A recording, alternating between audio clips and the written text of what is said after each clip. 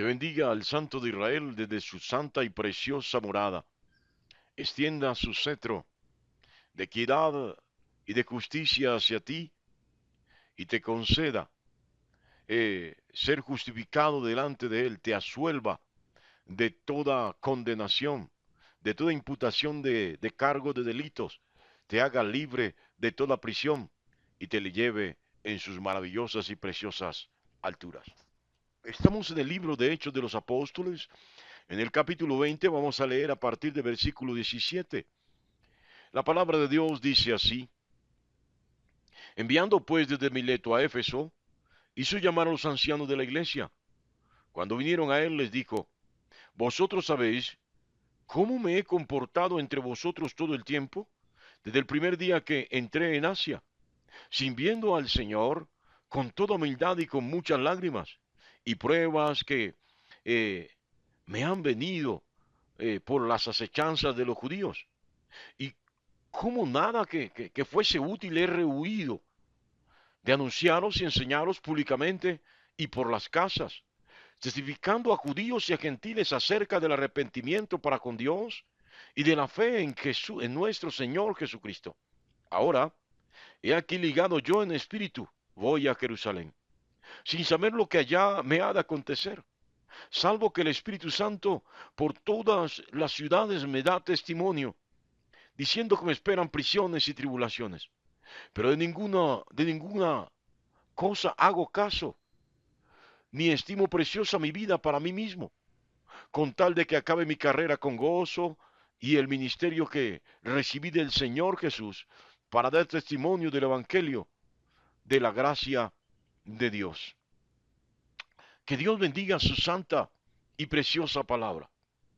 Bueno, el título que hay aquí es un discurso de despedida. Sí, ha sido un largo viaje. Bueno, no uno. Han sido largos viajes en los cuales Pablo predicó la palabra a tiempo y fuera de tiempo. Como dice él mismo, lo hizo públicamente. En las plazas, lo que llamamos parques, en las galerías, en las casas de aquellos que abrían las puertas de sus casas. Él les predicó el Evangelio.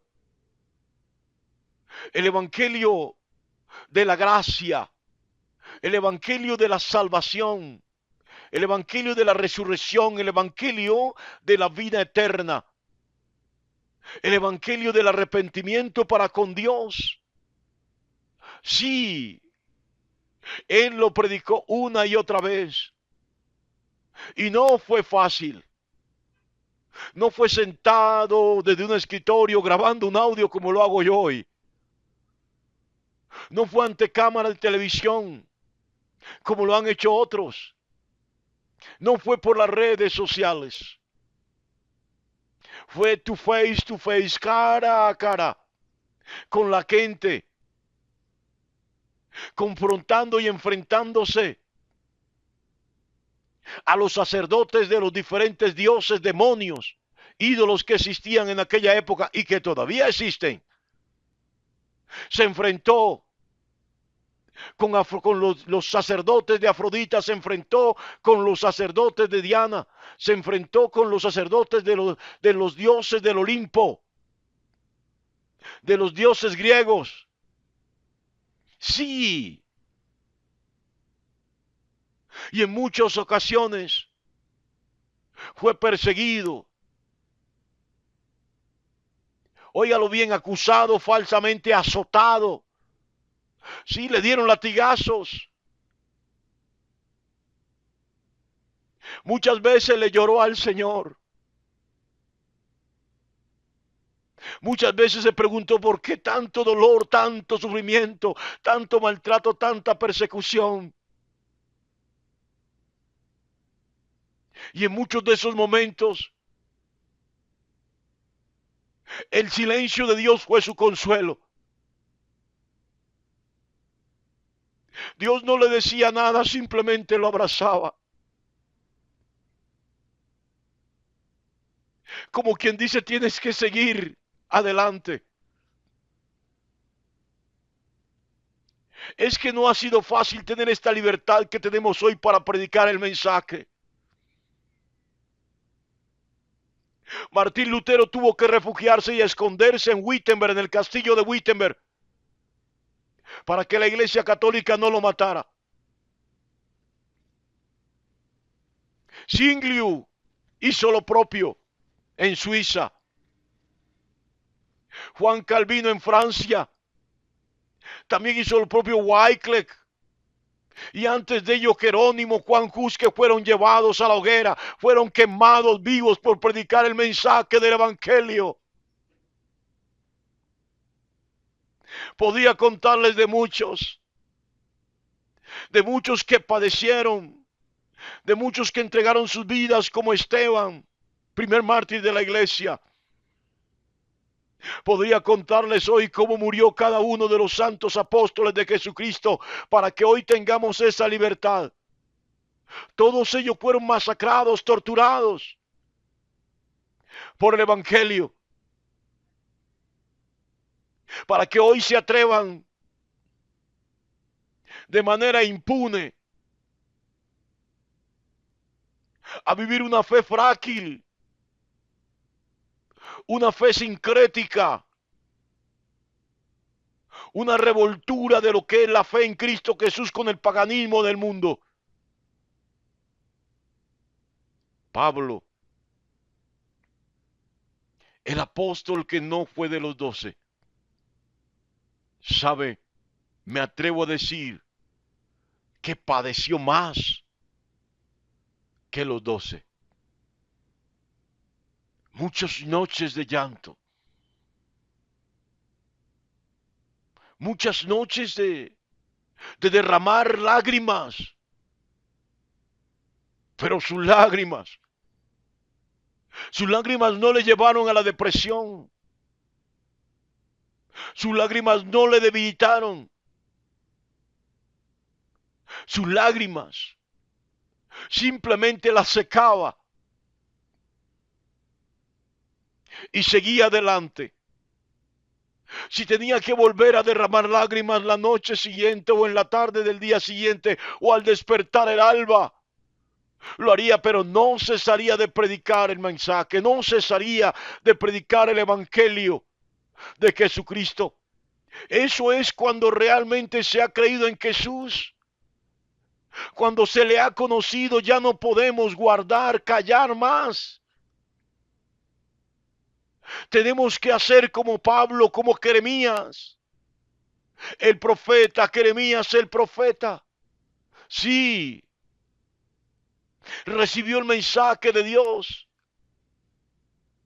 y tenía miedo llevárselo al pueblo, tenía miedo llevárselo al sacerdocio, porque él no era docto, porque él no se sentía capaz, porque era un niño, era un adolescente. Él decía, no me creerán, me van a apedrear, me van a castigar. ¿Y sabe qué le dijo Dios a Jeremías? Si no predicas, si no llevas el mensaje, este mensaje te va a destruir. Este mensaje te va a carcomer por dentro.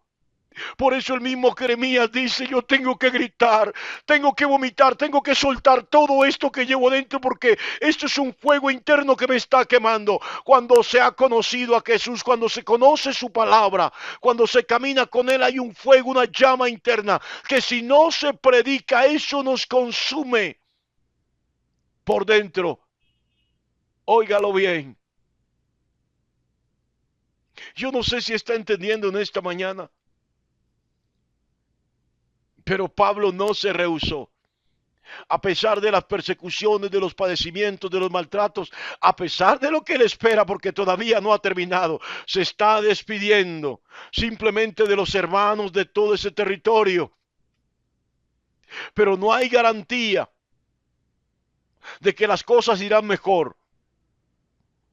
No, seguirá predicando el evangelio.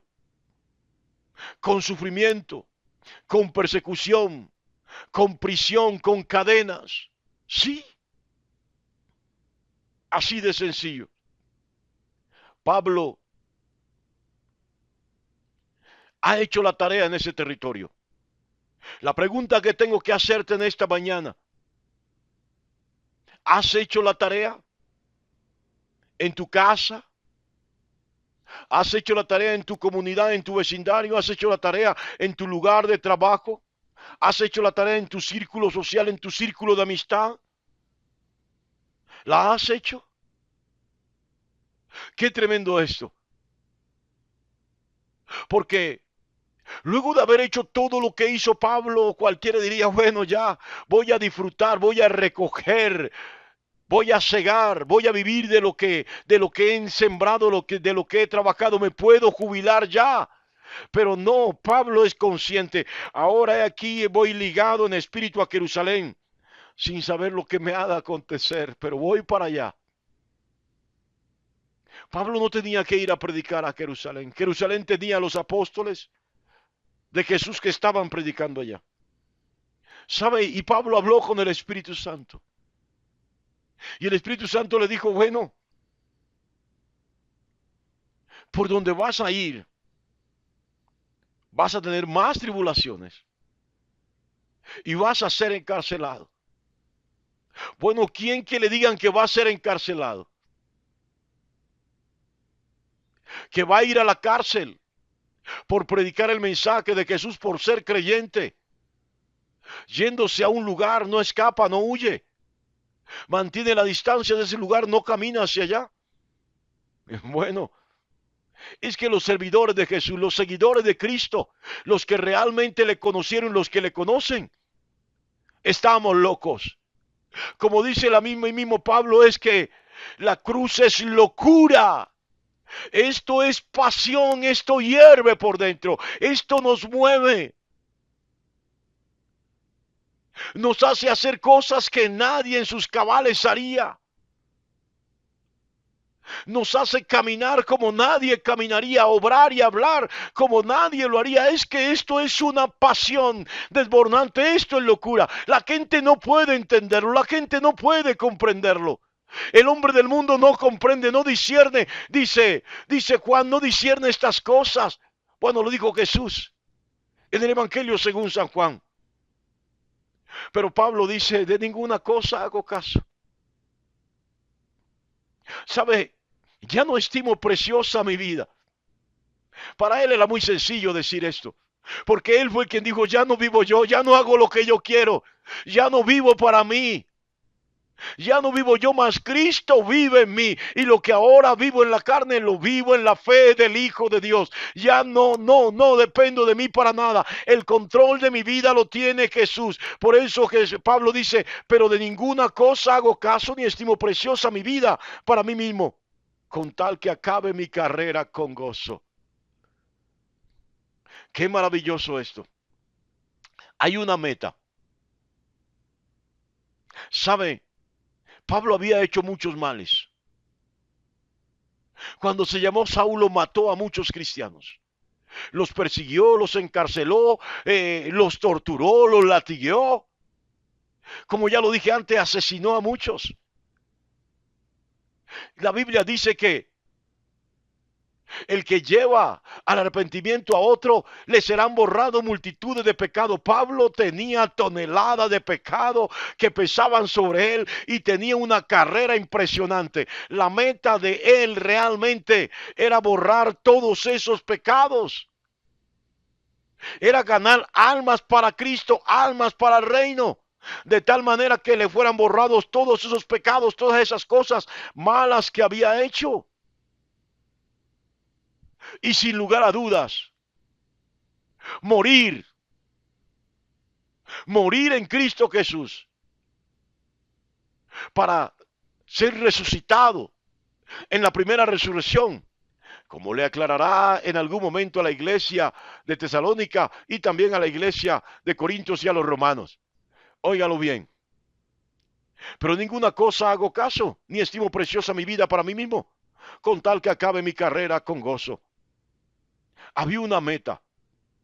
y era acabar la carrera, era haber ganado tantas almas cuanto pudiera, mientras tuviera aliento de vida en sus narices, y a terminar con dignidad, con responsabilidad, con diligencia, el ministerio apostólico que había recibido.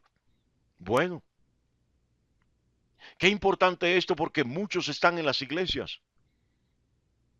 Y ya hablamos de los dones, son diferentes, los dones son del Espíritu Santo. Pero ahora hablamos de los ministerios. ¿Qué ministerio tienes? Si tienes un ministerio, realízalo. No como una carga, no como una responsabilidad. Realízalo como quien sirve a Jesús. El gran propósito de vida de Pablo fue dar testimonio del Evangelio de la gracia con su propia vida. Óyelo bien, que seas tú ese mensajero, ese heraldo, que tengas tú ese testimonio del Evangelio en Cristo Jesús con tu propia vida y que tu meta, cuando llegue la hora, cuando acabe la carrera, óyelo bien, acabes esa carrera con la satisfacción del deber cumplido, como Pablo anuncia. No importa lo que venga, solo quiero acabar mi carrera con la satisfacción de haber cumplido con mi deber. Dios te bendiga grandemente en esta maravillosa y preciosa mañana.